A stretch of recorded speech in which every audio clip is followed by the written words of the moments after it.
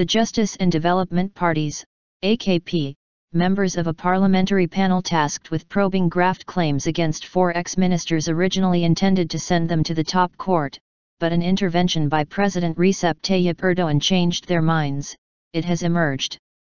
During meetings with AKP executives ahead of the December 22, 2014 panel vote on the matter, the 9 panel members from the AKP signaled that they would vote to send the quartet to the Supreme Council, sources told Hürriyet.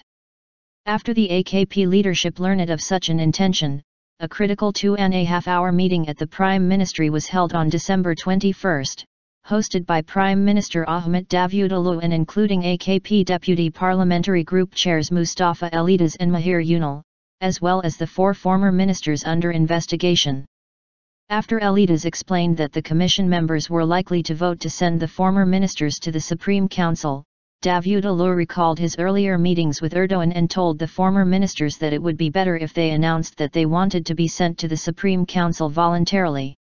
Former Economy Minister Zafer Alayan openly stated that they should not be sent to the top court and asked the Prime Minister to pledge his support to them.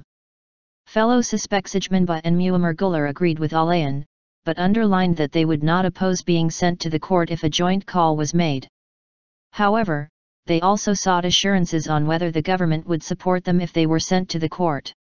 One of the former ministers reportedly emphasized that if they were sent to the Supreme Council, further information about the AKP and some of its officials would surface and potentially damage the party.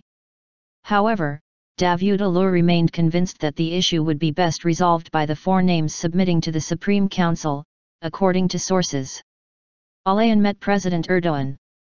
After their meeting with Davutoğlu failed to produce results, the 4 former ministers chose to express their demands to President Recep Tayyip Erdoğan, with Alayan as their representative. After the meeting between Alayan and Erdoğan, the members of the panel all changed their decisions in the period between December 22, 2014, and January 5. Apart from Commission head Hak Koylu, all other members of the panel are young and want to continue in politics and be re-elected to parliament.